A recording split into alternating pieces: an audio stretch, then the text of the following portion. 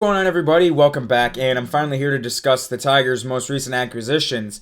And the Tigers, let me sink in when I say this. Let me prepare everyone to say these words. The Detroit Tigers actually have a bullpen. Um, I didn't know if these words could actually associate into a proper sentence with one another. The Tigers bullpen good. And it's true. During the winter meetings, Al Avila did an outstanding job going and piecing together this bullpen. His most recent acquisition was Justin Wilson from the New York Yankees.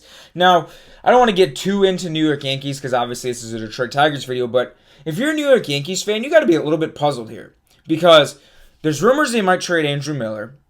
They get rid of Adam Warren. They trade Justin Wilson, who we're going to touch on here, get into him a little bit.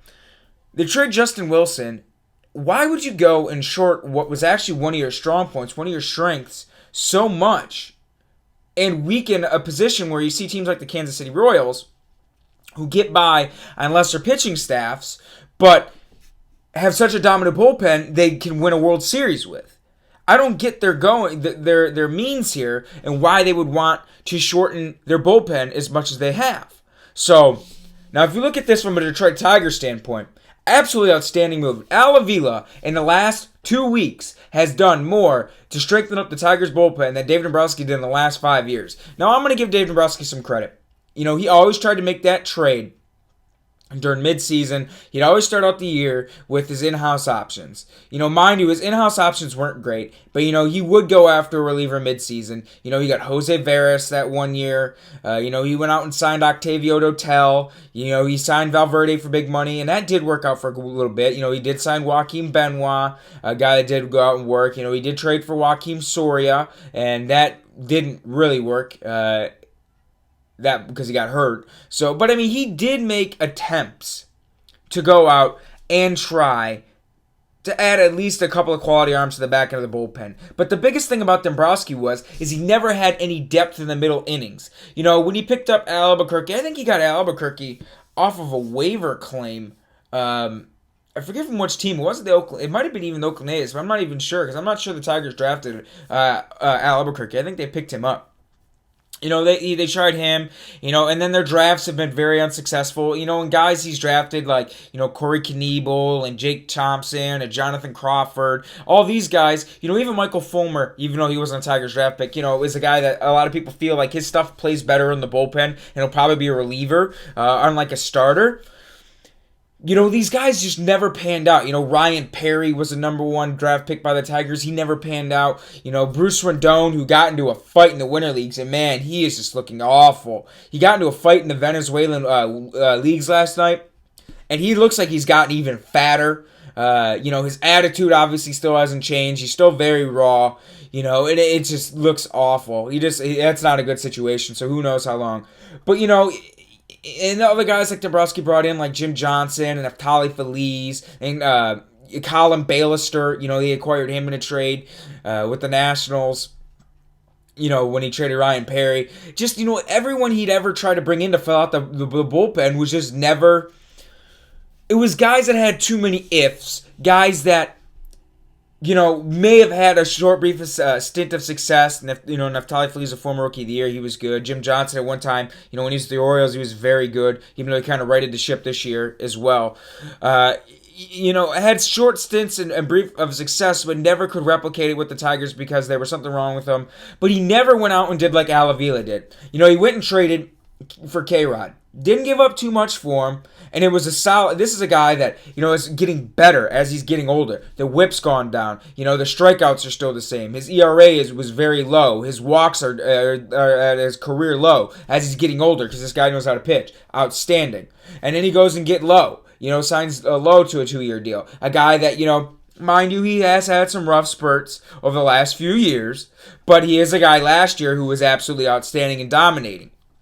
And it's not like Joe Nathan when he signed Joe Nathan, who's 39, and his home run to fly ball rate is extremely high, and he's getting extremely lucky. His BABIP is low, with rising home run fly ball rates, and then his BABIP being as low as it was, and being 39 and losing velocity, and the secondary stuff isn't looking the same, even though Joe Nathan thinks he's going to catch on somewhere this year after coming off Tommy John surgery. That has like buyer beware written all over it, and you can see it's going to fail. Someone like Lowe, who is early 30s, really found that slider, guy bringing back his fastball velo. I mean, that has promise to it. So now you got Lowe, now you got K-Rod, two guys that are could be absolutely outstanding back end of the bullpen options. And then, a Dombrowski move we got to give him credit for, Alex Wilson.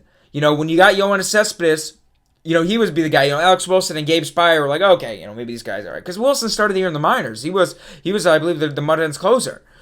He comes up and he turns out to be the Tigers' best reliever, even though Ausmus didn't use him in that role. He used him more as a mop-up, and he even used him as a starter one time against Oakland. He pitched 3 innings, and he was a long man for a little bit. He was only a closer a couple of times, and an eighth inning guy a couple of times. He really wasn't delegated that role because Ausmus felt Neftali Feliz and Bruce Rendon were more conducive to succeed in those situations than a guy who had, the fifth lowest ERA among relievers with 60 innings pitched in the American League. So tell me about that one, Ausmus. But anyways, neither here nor there. So now you can look at the bullpen. You got Alex Wilson. You got Lowe. You got K-Rod. So that's 3 great options right there. And Drew Verhagen had some brief spurts of success last year. And then you look at the left side of the bullpen, and now you look at Justin Wilson. Now, this is a guy, I was looking at his statistics, and he's held lefties and righties to almost near identical batting averages to him. I believe he held lefties to like a 230, 235-ish average, and he actually held righties to a lower average than lefties, which is kind of weird to see reverse splits by a lefty. Normally lefties hold lefties to a lower average than right-handers. So he's actually got reverse splits, which is not bad because the splits are very close. It's not like a wide gap of like, well, he gets lefties out at a 200 clip, but righties are hitting 350 off him. So he's definitely a loogie. A guy that's not going to see anyone but the best left-handed hitters. That's more of what Blaine Hardy is. Blaine Hardy, he had shown that he can get some guys out from the right-hand side, and he can get some quality outs over a couple of innings periods you need him to do, even though his home run rates are a little bit concerning. But when you look at that left side of the bullpen and you see someone like Wilson, a guy that's capable of getting out lefties and righties, a guy that's capable of getting out big outs, a guy who's like, well, we use Blaine Hardy for a couple innings now, and there's another big lefty, and we don't have any other lefties in here besides Ian Krul. Or we don't have any other lefties in here besides Tom Grezzolani. So we're screwed because Grezzolani was absolutely terrible, and Ian Krul was the equivalent of Anibal Sanchez when it came to giving up homers, and he couldn't even get out left-handers. So now you look at Justin Wilson, you look at Blaine Hardy, you might even have Matt Boyd in there as well, a guy that's very capable of getting out of some tough lefties. And then you look at the right side with Wilson and Lowe and K-Rod. It's like, this is a bullpen now. This is a team that, just with these acquisitions on paper, you can make a very, very strong argument just looking at this Tigers roster. Look at the rotation. Verlander, Zimmerman at the top. If Verlander can look anything like he did in the second half, that's nice. That's nasty. If Sanchez can give you 27 starts, because he's going to miss a couple, because he always does every year, but lower his home runs from 25 back down to like 15, 12, somewhere in there, a more, normalized home run rate. That's nice. And then you got Norris in the right there as well. But then you got Mike Pelfrey, which I'm still at a loss for. I still don't get that signing with the quality of arms that were still out there, nonetheless. But you got Mike Pelfrey, so that's the rotation is looking better because you do got some veteran solidity in there. But then you got Cabrera, who's going to be hopefully all year, and Ian Kinsler, he was absolutely great in the second half, and you got his defense, and Iggy Iglesias, who's an all-star, hit over 300 last year, and you got his defense, and Nick Castellanos, who showed a lot more pop and a lot more promise in the second half of last year. And then you got James McCann, who's going to be there all season behind the dish, Jared Saltalamacchia, who's going to be backing him up, a guy with good power. And then you look at center field, it's a more viable platoon. Maben, who's coming off one of his better years. He's got the speed, he's got the defense to go along with Ghost, who's got the good cannon of an arm and good defense. And you look at JD Martinez, guy hit nearly 40 bombs. He's a great right fielder, cannon of an arm. Left field is still an area of concern. And I would still like to see them, if it was me, I'd like to see them put Pelfrey in the bullpen and still go out and sign one more starter, because you're not paying Pelfrey very much. I mean, what relievers are making nowadays, $8 million a year for a reliever is not bad at all. You put Pelfrey in the bullpen, so your righties would be Pelfrey, Wilson, Lowe, and K-Rod, and then you got your two lefties and Hardy and Justin Wilson. I think that's fine. I think that's good. Pelfrey's more than capable of being a swingman, giving you a few innings a night, and then you go out and you get one more starter. I'm not saying go out and get Ian Kennedy. I'm not saying trade for, James Shields. I'm not saying go out and get Scott Kazmir. There's just other options on the board that, if I look at the back end of my rotation and I see their name there instead of Mike Pelfrey, a guy that just does not give you innings, a guy who pitched 30 starts and only had 164 innings. It brings too much feeling of uneasiness, It's like, what's the point of giving this guy all this money to only pitch 160-something innings as my fifth starter, and they're not even quality innings, So, I like what the Tigers are doing, and with what Avila has done in such a short time span, shoring up center, and these moves he's made have been very, very, low cost, not kill your farm system. Luis Sessa and Chad Smith, that's nothing. That's nothing to give up for Justin Wilson. I think the Tigers stole him. What he gave up for K-Rod, it wasn't bad at all. What he gave up for Maben, I think he gave up Gabe Spire, and I forget the other guy. It was nothing. These have been moves, almost Dombrowski-esque moves, where, he's giving up not much and getting something back of quality that could affect him next year. So I think with this bullpen, and with the additions of the rotation, this is a team that is not better than Kansas City, because Kansas City's, they have one more year left of their window to be truly dominant before they start losing too many free agents and before it's going to be impossible for them to lock up everybody.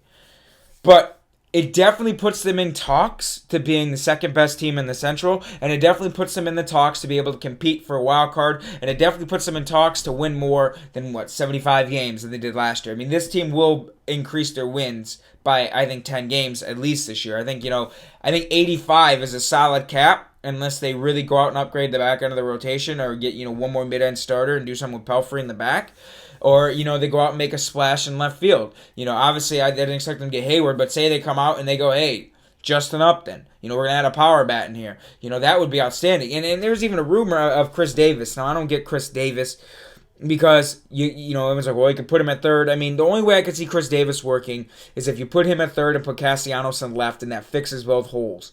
But it wouldn't be a good idea, because Chris Davis is a big guy. You still got Victor Martinez for a couple more years. You can't have a 30, you don't want to have Davis for 7 years when he's 37, because you already got Cabrera for a long time, and you got Victor for a long time, and you got Verlander for a long time, and you got Zimmerman for a while yet, and you still want to extend JD Martinez, and I'd rather extend JD Martinez before, he's sub 30 than add a guy with a huge contract who's already is 30 over Chris Davis, so that really wouldn't make much sense. But nonetheless, neither here nor there.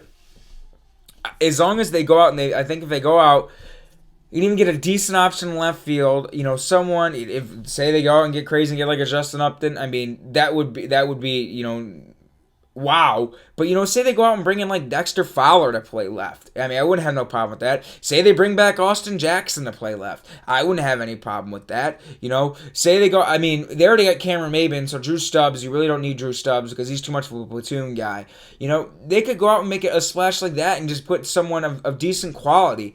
Someone that's going to get on, Dexter Fowler had a great year last year. Someone gets you on base at a league average clip, hit by maybe 260, 270, someone that has 10 to 15 homer pop, can play adequate defense. That's all they need. They don't need to go out and spend, $130 million on Justin Upton. They don't need to go out and spend $160 million on Yoenis Cespedes. Just someone like that to fill out left field, just to give you a little bit more. You get a flexible payroll option. You get someone of quality. You get someone to fill out the rest of the field. That's decent. And then I think you legitimately can go, this team can contend for a wild card. But with the flurry of moves that Avila has made to this bullpen and adding the pieces of quality and paying what he's paid for him, he's done an outstanding job, because these have been great moves. The only move I disagree with is the Mike Pelfrey move, because of the options that were still left on the market. That's the only reason why I disagree with it. Because it'd be one thing if it was 2 weeks before spring training and everyone was gone off the board and Mike Pelfrey was there. Fine, I see what your point is.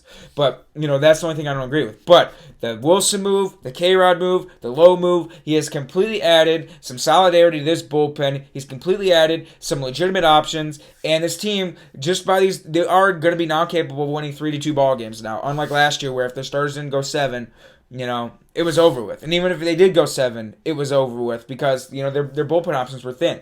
If it legitimately wasn't Alex Wilson pitching in the game, it was and Joakim Soria pre-second half, the game was over with because their bullpen was that bad.